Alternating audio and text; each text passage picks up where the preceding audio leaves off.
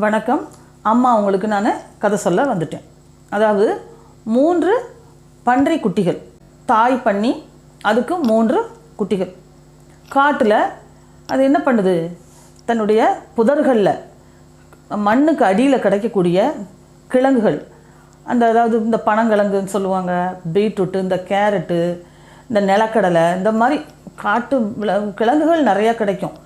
மண்ணுக்கடியில் கிடக்கக்கூடியது, இந்த மாதிரி இதெல்லாம் அதை சாப்பிட்டுட்டு அந்த ஓடையில் தண்ணியெல்லாம் நிறையா இருக்கும், அதை குடிச்சிட்டு அந்த தாய் பண்ணியும் 3 குட்டிகளோட சந்தோஷமாக வாழ்ந்துக்கிட்டு வருது. கொஞ்சம் கொஞ்சமாக காலங்கள் போக போக குட்டிகள் கொஞ்சம் பெருசாகிடுது.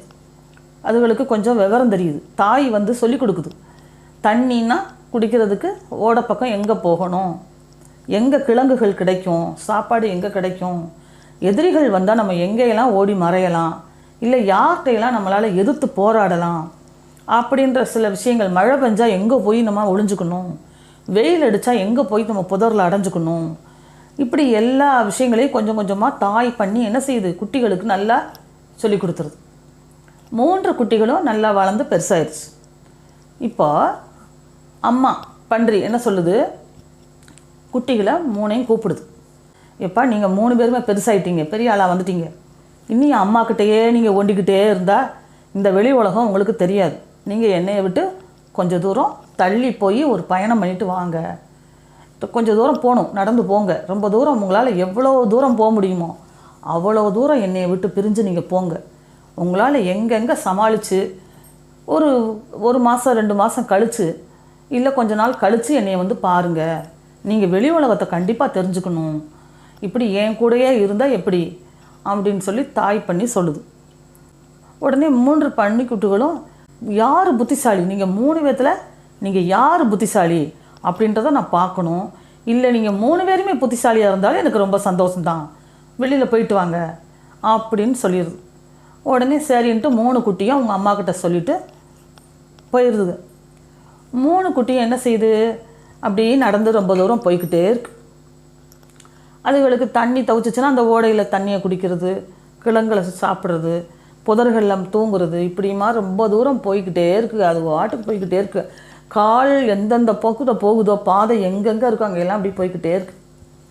ஒரு கட்டத்தில் அந்த 3 பன்னியில் முதல் பன்னி, அதாவது மூத்தது, 3ல் எது மூத்ததோ பெரிய பன்னி என்ன செய்யுது, என்னால் இதுக்கு மேலே போக முடியாது, நான் இங்கேயே தங்கிக்கிறேன், எனக்குள்ளே நல்ல தண்ணி ஓடையில் தண்ணி ஓடிக்கிட்டு இருக்குது, இங்கே தண்ணி வசதி இருக்குது, பெரிய மரங்கள் இருக்குது, இங்கே எனக்குள்ளே நானாக ஒரு மண்ணால் ஒரு சிறுசாக ஒரு வீடு மாதிரி கட்டிக்கிட்டு இதில் அடைஞ்சிக்கிட்டு நான் எனக்குள்ளே நான் பொழுத போக்கிக்கிறேன், நான் இனிமேல் வரமாட்டேன்னு சொல்லி முதல் பண்ணி எல்லாத்துக்கும் மூத்தது அது இருந்துக்கிறேன்ருச்சு, என்னால் இனிமேல் வர முடியாதுருச்சு. சரின்னா அந்த பண்ணி அங்கேயே நின்றுச்சு. அது என்ன பண்ணுது, கொஞ்சம் தூரம் உட்காந்துட்டு இலைப்பாரிட்டு சாப்பிட்றத சாப்பிட்டு ஆத்தங்கரையில் இருக்கிற மண்ணெல்லாம் எடுத்துகிட்டு சேர்த்து கொஞ்சம் கொஞ்சமாக கட்டி ஒரு சிறுசாக மண் வீடு மாதிரி கட்டி அதில் வாழ ஆரம்பிச்சிருச்சு. அந்த அடுத்த 2 குட்டிகளும் அதுக்கு பாட்டுக்கு நடக்க ஆரம்பிச்சிருச்சு. ரொம்ப தூரமாக நடந்து போய்கிட்டே இருக்கு, கால் வந்த திசையில் போய்கிட்டே இருக்கு. அதுக்கப்புறம் என்ன ஆகுது, அடுத்த ஒரு பன்னி என்ன செய்யுது, இனிமேல் நான் வரல, எங்கேயும் வரல, நான் இங்கே இருந்துக்கிறேன்னு சொல்லிட்டு அது ஒரு முக்கியமான ஒரு இடத்த தேர்ந்தெடுத்து நல்ல தண்ணி வசதியோடு, எங்கே வசதி இருக்குது மரங்கள் அடர்ந்த ஒரு பகுதியில் நான் இருந்துக்கிறேன், என்னால் இனிமேல் நடக்க முடியாதுன்னு சொல்லி அதுவும் தங்கிடுது. அது என்ன செய்யுது, அங்கே அந்த பக்கத்தில் கொஞ்சம் தூரத்துல எல்லாம் மனிதர்கள் நிறையா இருக்காங்க. அங்கே ஏதோ வீணாக போட்டு வச்ச ஒரு ஓட்டு வீடு மாதிரி அங்கே ஒரு எப்போயோ கட்டின ஒரு பாலடைஞ்ச ஒரு ஓட்டு வீடு இருக்குது. அந்த ஓட்டு வீடை ஒண்டி அது வாட்டுக்கு அங்கனக்குள்ளே இருந்துக்கிடுது. கடைசி குட்டி என்ன செய்யுது, அது ரொம்ப தூரம் போய்கிட்டே இருக்குது. போன உடனே அது ஒரு நல்ல தண்ணி வசதி இருக்கக்கூடிய ஒரு நல்ல இடமா பார்த்து ஒரு பெரிய கார வீடு, பழங்காலத்து வீடு, அது பாலடைஞ்சு கிடக்கு. அது அங்கே போய் தங்கிக்கிடுது. அது யாரும் உள்ளே நுழையாமல் இருக்கிற மாதிரிக்கு புதரெல்லாம் அந்த உள்ளே நுழையிற அந்த வீடெல்லாம் அடைச்சி வச்சுட்டு நல்ல பாதுகாப்பாக அந்த வீடை அதுக்கு தோதாக வச்சுக்கிடுச்சு. அப்போது ஒரு ஓனாய் என்ன செய்யுது, அடிக்கடி அந்த குட்டிகளை பார்த்துக்கிட்டே இருக்கு. இப்படி இந்த ஓனாய் போய்கிட்டு இருக்கா. ஒரு நாள் இந்த கடைசியாக இருக்கிற குட்டி என்ன பண்ணுது, இந்த ஓனாய் இந்த பக்கமே இங்கிட்டு வருதே, இதை நடமாட்டம் ஒன்றும் சரியில்லையே அப்படின்னு சொல்லிட்டு ரொம்ப கவலையாகவே இருக்குது. ஒரு நாள் ஓனாய் நடமாட்டத்தையே காணோம். 2 நாளாக பார்த்துக்கிட்டே இருக்கு, காணோம். சரி, நமக்கு மூத்ததுக 2 பன்னிகளை எப்படி இருக்குன்னு போய் பார்த்துட்டு வருவோம் அப்படின்ட்டு அது இருக்கிற அந்த பால் அடைஞ்ச வீட்டை நல்லா மூடிட்டு மறைஞ்சு மறைஞ்சு மறைஞ்சு அந்த கடைசி குட்டி என்ன செய்யுது, போகுது. போய் பார்த்தா என்ன செய்யுது, அந்த 2வது குட்டி இருக்குது பார்த்தியா, ஒரு ஓட்டு வீடு மாதிரி பால் அடைஞ்ச ஓட்டு வீடில் கிடந்துச்சுல, அது இறந்து போய் எலும்பு துண்டாக கிடக்கு. பன்னியினுடைய எலும்புகள் தான் கிடக்கு. ஐயோ, நம்ம 2வது பன்னியினுடைய எலும்புல கிடக்குது. ஆஹா, இந்த ஓனாய் தான் ஏதோ சாப்பிட்ருக்கும் போலையே அப்படின்ட்டு சரி எல்லாத்துக்கும் மூத்த குட்டியை போய் நம்ம போய் பார்ப்போன்னு மறைஞ்சு மறைஞ்சு என்ன செய்யுது, அந்த கடைசி குட்டி மூத்ததை போய் பார்க்க போகுது. அது என்ன செய்யுது, ஒரு மண் வீடு கட்டியிருந்துச்சா, அங்கே போய் பார்க்குது, அந்த பன்னியையும் காணோம். அங்கேயும் என்ன செய்யுது, அங்கங்கே அதனுடைய உடல் பகுதிகள்லாம் செதறி எலும்புகளாக கிடக்கு. அப்போ இதுக்கு புரிஞ்சு போச்சு, ஓனாய் நடமாட்டம் இருக்கிறது சந்தேகமாக இருந்துச்சு. அது சரியாக போச்சே, நம்ம கூட பிறந்த 2 குட்டிகளையும் அது சாப்பிட்ருச்சே, இந்த ஓனாயை நம்ம விடவே கூடாதுன்னு சொல்லிட்டு மறைஞ்சு மறைஞ்சு தன்னுடைய கார வீடு, அந்த பெரிய வீட்டுக்கு வந்துருச்சு. அந்த கடைசி குட்டி வந்து கவனமாக தன்னுடைய வீடை பாதுகாப்பாக வச்சுக்கிடுச்சு. அப்போ வந்து கொஞ்ச நாளாக கவனிச்சுக்கிட்டே இருக்குது, இந்த ஓனாய் வர்றதை பார்த்துக்கிட்டு, ஓனாய் வருதான்னு பார்த்துக்கிட்டே இருக்குது. அப்போ இது ஒரு திட்டம் போடுது.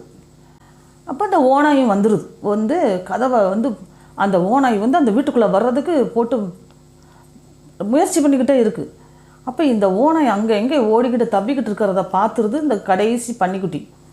எப்படியோ நம்ம வீட்டுக்குள்ளே வந்து நம்மளையும் சாப்பிட்றலாம்னு இந்த ஓனாய் தெரியுது அப்படின்னு சொல்லிட்டு மேலேருந்து என்ன செய்யுது, வீட்டினுடைய மேலேருந்து யார் இப்படி இப்படி வந்து சுற்றி சுற்றி பார்க்குறது அப்படின்னே ஓனாய் பார்த்துருது. சரி, ஓ நீ தான் இந்த வீட்டுக்குள்ளே இருக்கியா, நான் உன் வீட்டுக்குள்ளே விருந்தினராக வரணும், என்னை உள்ளே விடுன்னு சொல்லி கேட்குது. கேட்டவுடனே என்னுடைய வீட்டு வாசலை திறக்க முடியாது, அதை ரொம்ப நாளாக பூட்டிட்டு அது ஏதோ சிக்கலாயிருச்சு, திறக்க முடியாது, வேணா நீ மேலே கூடி வா, மேலே கூடி வா, உனக்காக ஏதாச்சும் சாப்பாடு செஞ்சு வச்சுருக்கேன்னு அந்த பன்னி சொல்லுது. ஓனாய் சொல்லுது, எனக்காக நீ சாப்பாடெல்லாம் செய்ய வேண்டாம்னு, சும்மா அவனை பார்க்க வரேன் அப்படின்னு சொல்லிட்டு என்ன செய்யுது, வர முயற்சி பண்ணுது.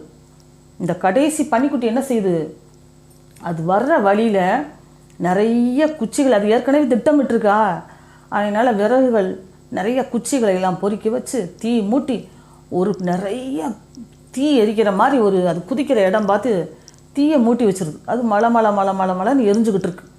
இந்த ஓனா என்ன செய்யுது, மேலே கூடி தான் வர வைக்குது, வர சொல்லுது, நம்ம எங்கெங்கேலாம் சுற்றி சுற்றி பார்த்தோம், திறக்க முடியல, நம்ம மேலே ஏறி குதிச்சிருவோம், ஏற்கனவே நம்ம 2 பன்னியை நம்ம சாப்பிட்ருக்கோம், அதே மாதிரி இந்த பன்னியை நம்ம எப்படியாச்சும் சாப்பிட்றணும் அப்படின்னு என்ன செய்யுது, இந்த ஓனாய் அங்கே எங்கே குதித்து மேலே ஏறி உள்ளே குதிச்சிருது வீட்டுக்குள்ளே.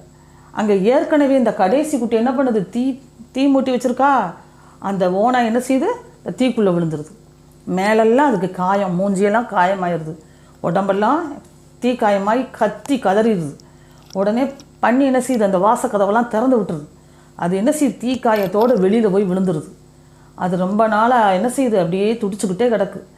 அப்புறம் அந்த கடைசி குட்டி பன்னி என்ன செய்யுது, ஏற்கனவே 2 பன்னிக்குட்டியை நீ சாப்பிட்டுட்ட, அது என் கூட பிறந்ததுங்க, என் கூட ஒன்றா வந்ததுங்க, அதுகளை நீ சாப்பிட்ட, அதனால தான் உனக்கு நான் ஒரு பாடம் கற்றுக் கொடுக்கணும்னு நினச்சேன், அதே மாதிரி கற்றுக் கொடுத்துட்டேன். கடைசியாக இந்த ஓனாய்க்கு உடம்பெல்லாம் காயம் ஆறாமல் அது ஒரே இடத்துல எந்திரிக்க முடியாமல் கிடக்குது. அது சாப்பிடாம என்ன செய்யுது, அந்த காயத்தினுடைய வேதனை தாங்காமல் அந்த ஓனாய் கடைசியாக இறந்து போயிடுது. அதுக்கப்புறம் மெதுவாக என்ன செய்யுது, அந்த கடைசி குட்டி பண்ணி தன்னுடைய அந்த வீட்டில் இருந்து கிளம்பிடுது. கிளம்பி தன்னுடைய தாயை போய் பார்க்க போகுது. பார்த்து அவங்க அம்மாவை போய் பார்க்குது. பார்த்தோன்னே அதுக்கு ரொம்ப சந்தோஷமாகுது. என்னப்பா நீ மட்டும் வந்திருக்க, இன்னும் 2 பண்ணி எங்கே, உனக்கு கூட வந்ததெல்லாம் எங்கே என்னொன்னே, அம்மா இந்த ஓனாய் இப்படிலாம் செஞ்சிச்சுமா, நம்ம 2 குட்டியும் அது தின்றுச்சுமா, நான் தான் அந்த தீ மூட்டி அந்த ஓனாயை காயப்படுத்தி அது இப்போ இறந்து போயிடுச்சு, அதைத்தான் அவங்கள பார்த்துட்டு சொல்லலான்னு வந்தேன்னொன்னே, சரிப்பா பரவாயில்ல, நல்ல வேளை அது 2 இறந்து போச்சு, அது விதி முடிஞ்சிருச்சு, நல்ல வேளை நீயாவது பாதுகாப்பாக வந்தியே, பரவாயில்ல, இன்னும் நீ புத்திசாலியாக இருக்கணும் அப்படின்னு சொல்லி தாய் பண்ணியும் அந்த குட்டி பண்ணியும் அதுக்கடுத்து சந்தோஷமாக வாழ ஆரம்பித்தாங்க. அதனால் நம்ம என்ன செய்யணும், ரொம்ப புத்திசாலியாக இருக்கணும். இந்த உலகத்தில் ரொம்ப ஆபத்துகள் நிறைஞ்சிருக்கு, எந்த இடத்துல எது நடக்கும்னு சொல்ல முடியாது, எச்சரிக்கையாகவே இருக்கணும். துணையோடு தான் எங்கே போனாலும் போகணும், எப்பயுமே நம்ம எச்சரிக்கையாக இருக்கணும், புத்திசாலியாகவும் இருக்கணும். அதுக்காக தான் நான் இந்த கதையை சொன்னேன். இன்னொரு நல்ல கதையோட அம்மா உங்களை மீண்டும் சந்திக்கிறேன். நன்றி, வணக்கம்.